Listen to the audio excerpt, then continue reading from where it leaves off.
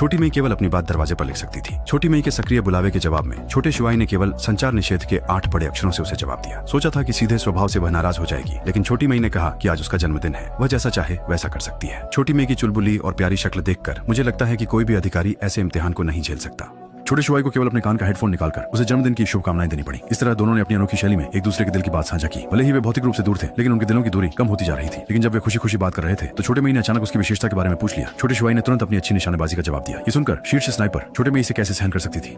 उसने कहा कि जो भी हो उसे छोटा शिवाई को दिखाना होगा। लेकिन इससे पहले कि छोटा शिवाई अपनी बंदूक निकाल पाता, छोटा मई ने अपनी निशानेबाजी का प्रदर्शन कर दिया। पर जब वह इस पर गर्व कर रही थी, छोटा शिवाई ने भी उसी तरीके से उसे जवाब दिया।